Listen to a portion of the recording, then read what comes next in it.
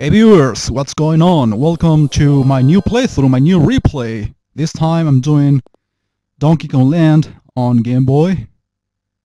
This is supposed to be a port of Donkey Kong Country, which was originally released on the Super Nintendo in '94. This is from '95, just in case.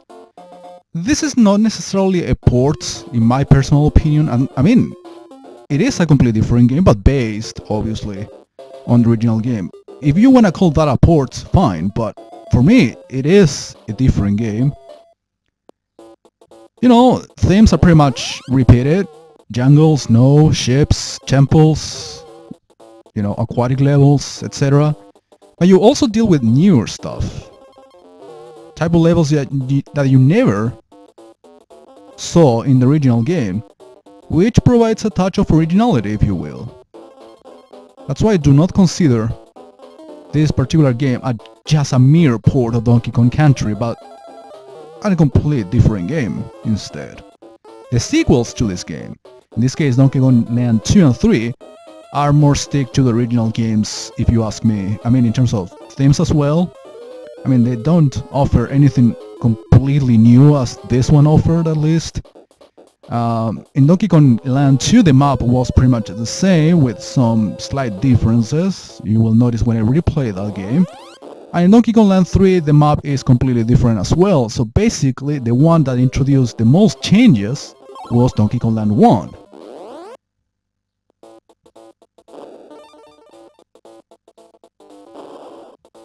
I would expect something better, for example, in Donkey Kong Land 2, since my favorite Donkey Kong Country, one of my favorite games of all time, is Donkey Kong Country 2, in case you didn't know.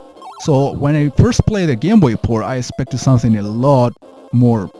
I mean, it was promising, of course, but I ended up dealing pretty much with the same game, with the map, changed slightly. I think I didn't record my partner. Well, I'll do it the next level. And in the third one, well, I was expecting something pretty much similar to Donkey Kong Land 2, because I played the first two before getting to play the third one. I tried to go in order in that sense. And yeah, I ended up dealing with a complete different map, I mean. And yeah, it was like fine. It was okay. I actually finished or beat Donkey Kong Land 3 in a single afternoon, like from 2 PM up to 6 PM, and I already finished the game, getting pretty much everything, 103%.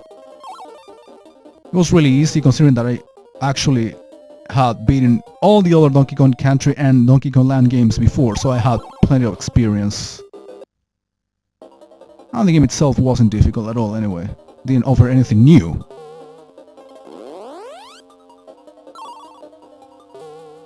But it's still a great classic to take a look at.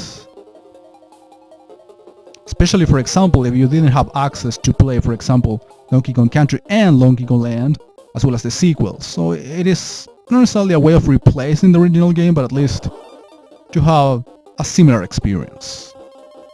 I was able to play all of them, and I ended up enjoying each of them quite a lot, even if some of them are quite short, especially this one,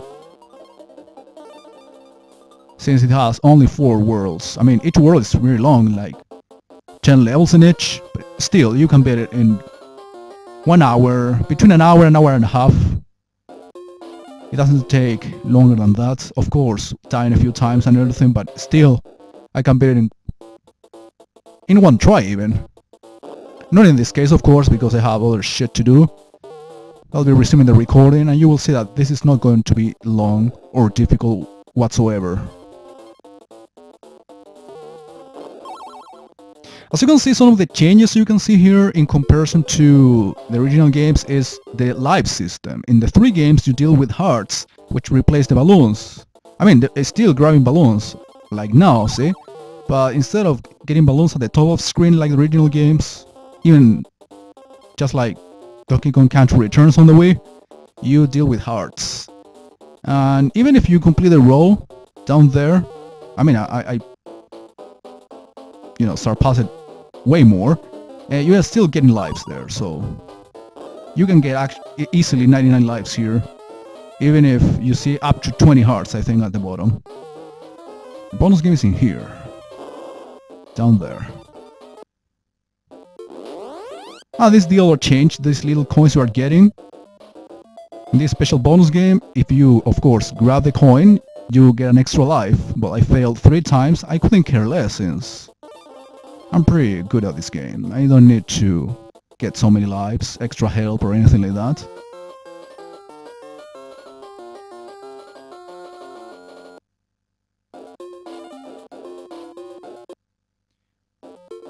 And of course, the way for you to notice that you completed everything in a level is the little exclamation marks next to the past level.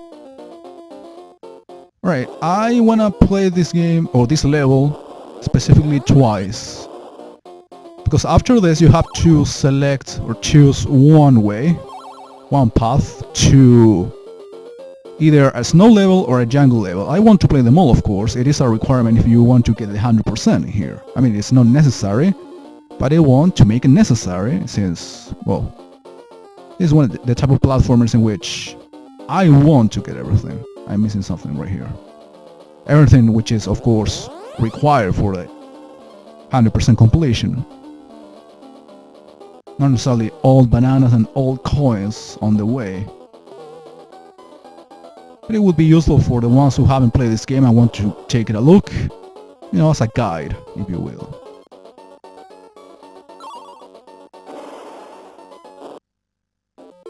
You also ride animals here, but only 2 of them, unfortunately.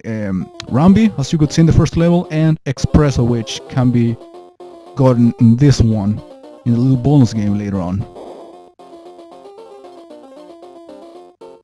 Let me... no, you cannot get in guard. No, you cannot. No in guard, no Winky. What's the other animal? No Squawks. I'm pretty sure I'm forgetting someone. That was close.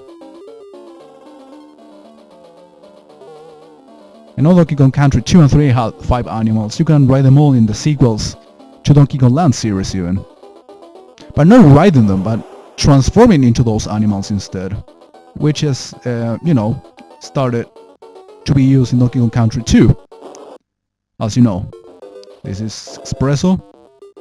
You can kill enemies with Espresso unlike the original game, and, well, they fucked it up. Now, the other thing, unlike the original game, you don't grab lives by completing the 4 letters, but instead you need the 4 letters for you to save game. As you can see, I couldn't save since I didn't get the letter G. So yeah, with the bomb I just grabbed, I can choose one of the paths, but not the other one. I mean, I don't really need to play this level again, since just by passing this level, I can get up there and then go back through the other way instead. So I'm playing Snow first. Yeah, it is not really necessary to play the level again. If you want to get rid of the explosion area, good, but you don't need to. This one reminds me of a level in World 3 in the original Donkey Kong Country in the forest. Crazy ropes. So yeah, as I told you, themes and locations are quite similar, but later on in the last 2 worlds specifically, you will see the big differences. Or the new things you have to deal with. And as you can see, I just lost my first life. I'm good at this game, but I'm not perfect, which means I can die quite a few times even. But obviously I'm going to beat the levels eventually. I'm not gonna get a game over screen at all. Do not worry.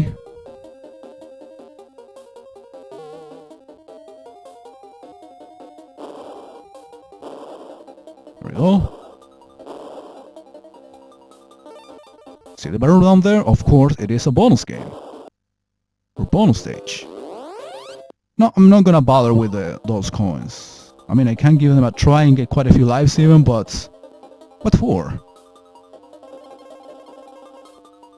Oops. Yeah, sometimes this keyboard betrays me.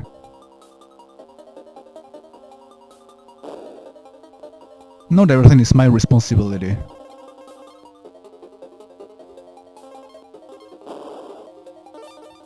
The next bonus game is down here. You get to see the barrel anyway, so it's not that hidden.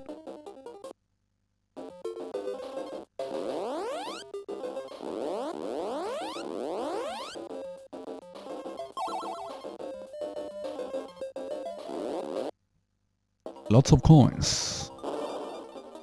Lots of life chance.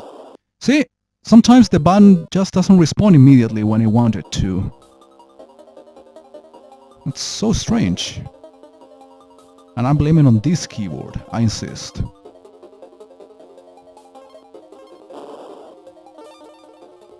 I'm getting this again because I want those bananas and coins and everything that the game was offering me.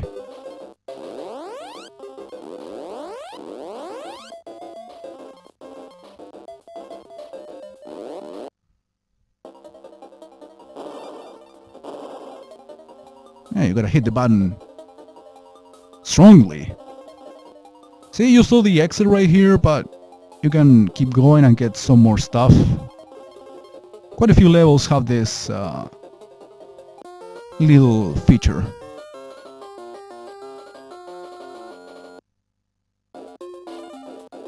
%17% all of a sudden, of course, because it includes the things I got in the previous level. So yeah, from here I can go back and play this level as well, which is a jungle one. But I'll be doing that from next time. Thanks for watching, guys.